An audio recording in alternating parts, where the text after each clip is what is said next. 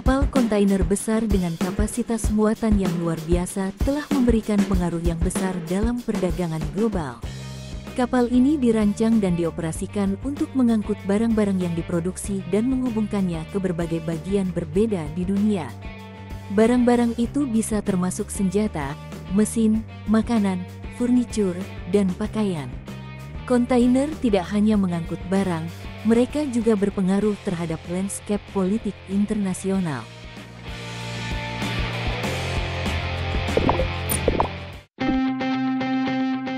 Kontainer pertama kali digunakan pada tahun 1956 oleh perusahaan pelayaran Malcolm McLean.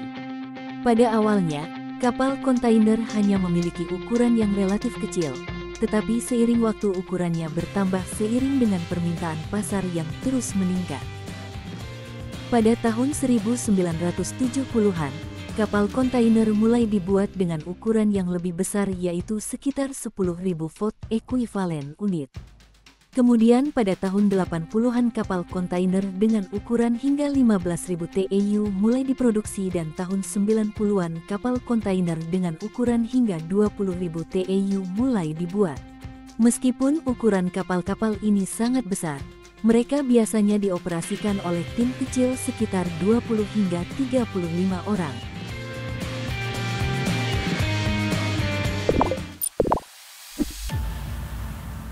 Jam kerja kru di kapal kontainer biasanya terbagi menjadi beberapa shift selama periode 24 jam dengan masing-masing shift selama kurang lebih 4 hingga 8 jam sehari.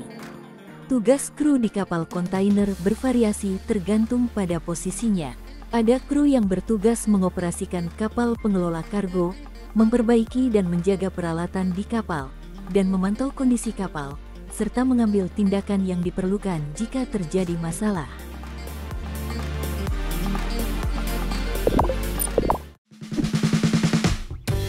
Pada umumnya kapal kontainer memiliki beberapa fasilitas dasar seperti kamar untuk kru.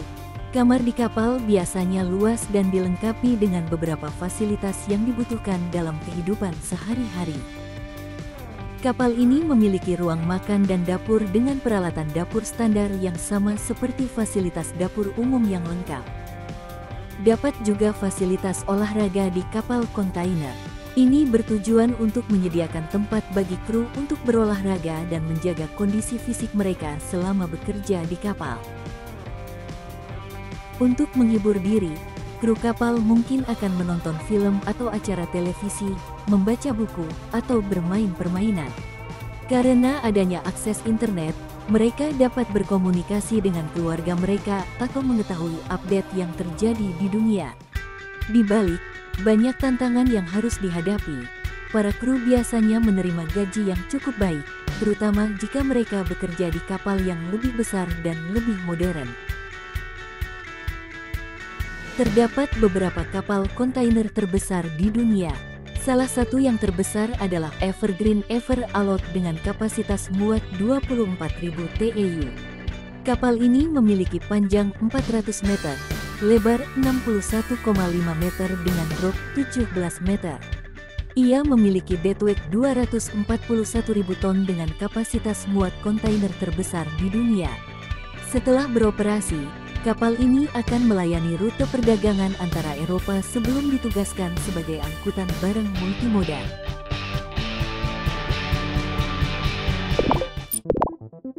Kinerja dan kelayakan dari kapal-kapal besar ini biasanya diukur dan dinilai dalam proses yang dikenal sebagai sea trials. Ini dilakukan untuk memastikan bahwa kapal dapat beroperasi dengan aman dan efisien di laut. Sea trials meliputi pengujian berbagai sistem dan komponen kapal, termasuk mesin, navigasi, dan fasilitas para awak. Salah satu aspek yang diuji dalam sea trials adalah daya tahan kapal. Ini termasuk menguji stabilitas kapal di berbagai kondisi laut, seperti ombak tinggi atau angin kencang. Manuver kapal juga diuji selama sea trials ini, termasuk menguji kemampuan kapal untuk berputar, mempercepat, dan memperlambat secara efisien. Pengujian ini dilakukan untuk memastikan bahwa kapal dapat manuver dengan mudah di laut dan dapat menghindari benda lain di lautan dengan cepat jika diperlukan. Sebelum kapal kontainer dimuat untuk pengangkutan, barang kapal biasanya diperiksa untuk setiap kerusakan pada beberapa bagian penting melalui prosedur docking. Proses ini diperlukan di pelabuhan untuk mengetahui jenis barang yang akan dibawa ke atas kapal dan apa yang perlu dilakukan. Sebelum memuat kontainer ke kapal, biasanya terdapat stowage plan yang harus diikuti. Stowage plan adalah rencana penempatan barang atau kontainer di atas kapal. Ini merupakan bagian penting dari perencanaan pengangkutan karena dapat mempengaruhi keamanan, efisiensi, dan kapasitas muat kapal.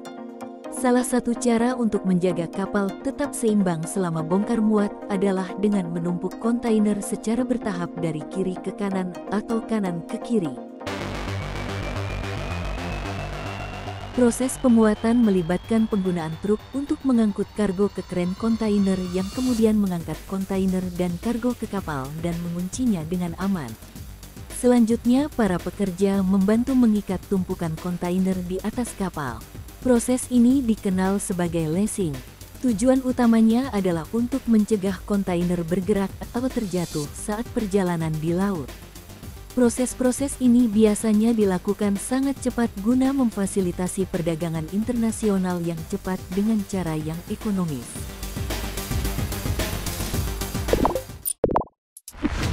Saat kapal berada di laut, mereka tidak hanya berurusan dengan cuaca buruk dan gelombang tinggi, tetapi juga ancaman lain yang tak terduga.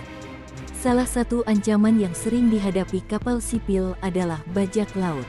Perampokan bersenjata atau pembajak laut dilakukan oleh para perompak dengan menjarah kapal atau membajaknya untuk meminta tebusan.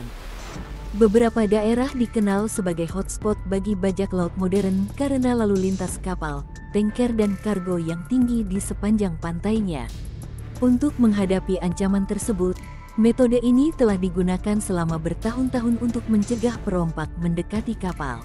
Water cannon mengeluarkan aliran jet air yang cukup kuat untuk membanjiri atau mengacukan kapal perompak yang kecil. Bahkan jika mereka masih bisa mendekati kapal, aliran air yang kuat akan membuat mereka kesulitan untuk menaiki kapal. Efektivitas water cannon dalam melawan bajak laut semakin meningkat. Terdapat berbagai macam sistem water cannon dengan kapabilitas yang bervariasi. Selain water cannon, berbagai sistem pertahanan lainnya juga dikerahkan selama serangan bajak laut. Beberapa kapal dipasang perangkat akustik jarak jauh yang menghasilkan suara bernada tinggi untuk membuat bajak laut menjauh dari kapal. Kapal juga dipagari dengan pagar berduri atau kawat silet untuk mencegah para perompak naik ke kapal. Alat lain yang digunakan untuk melawan bajak laut adalah pistol suar ditembakkan ke langit untuk memicu sinyal mara bahaya. Selain sistem pertahanan, hardware-software digital juga memainkan peran penting dalam perlindungan kapal laut dari ancaman eksternal. Asosiasi Keamanan Maritim Internasional dan beberapa perusahaan keamanan maritim mengembangkan solusi manajemen risiko otomatis atau platform senjata yang menyediakan intelijen maritim penting bagi kapal.